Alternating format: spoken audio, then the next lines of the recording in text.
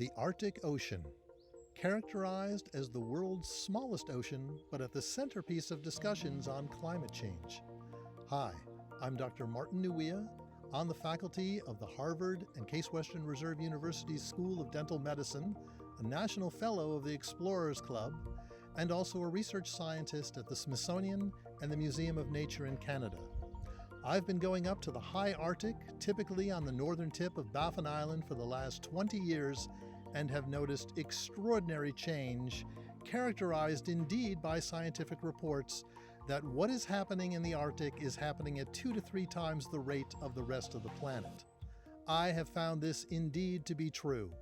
If we look at the Inuit calendar based on 6 seasons, we can see that all those variables are in flux. Animal migration, for example. Then we can look at weather formation, ice formation, and weather patterns. These have also been in flux, blurring the seasonal change. Now, for example, 2 years ago when our team went to the Arctic, we had experienced the coldest summer in 13 years. This was in the town off of Pond Inlet.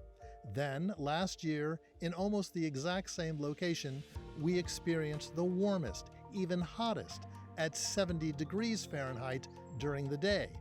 Let's look at the last variable, which are the skies. Look at magnetic north, for example. Very few people realize that this is moving east towards Russia at 34 miles per year. So much, in fact, that the world reference for magnetic north had to be changed last year. So what's going on? What's happening up in this ocean? Now, the Arctic Ocean is a little bit more complicated than other oceans in the sense that, first of all, it has a subatlantic layer underneath it, and also divided between these two oceans are what we call halocline layers, which are high saline content layers. So this is a more complicated ocean. It also has less salinity than other world oceans. Typically at 36 to 40 parts per salinity in world's oceans, the Arctic Ocean is at roughly 30 parts per salinity, and indeed gets to the low teens in some of these bracken water inlets. So it has a little bit more of a differentiation in terms of its water gradients. Now, this is important when we look at my favorite animal, the narwhal.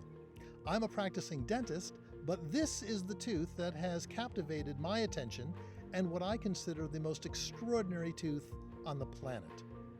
About 10 years ago, our team discovered that this was a giant sensory organ, indeed having millions of connections from its inner nerve and blood supply to its outer Arctic and air environment. What kind of information is being processed here?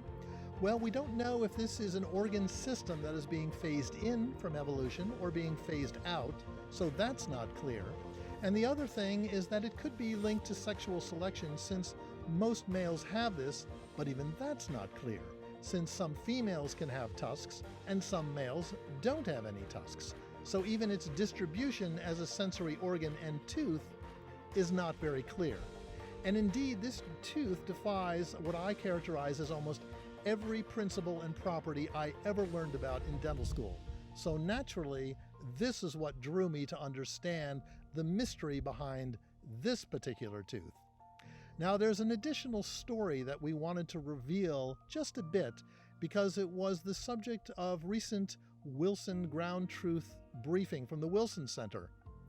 And what we discovered during this SARS-CoV-2 pandemic through a group that I collaborate and work with at the Broad Institute under the Zoonomia and Vertebrate Genome Projects was that this virus can bind to ACE2 receptors and indeed has been found to bind through all mammalian species to some degree, but yet may have a high degree with toothed whales and particularly narwhal. So naturally, there is some concern from human to animal transmission of this virus, and indeed this may be something critical to look at that our team is now investigating. So this will be the source of future studies as we are looking at the genome, and now with the Narwhal Genome Initiative, which I am principal investigator of, we have one of the most continuous and contiguous genomes on the planet. We basically have the library for the narwhal. So now we're looking into each book, and we're going to unravel and reveal more characteristics and more findings of what I think is the most extraordinary tooth on the planet and one of the most incredible marine mammals. Greetings from everybody at the Explorers Club, and hope you have a great Oceans Week. And remember the Arctic Ocean.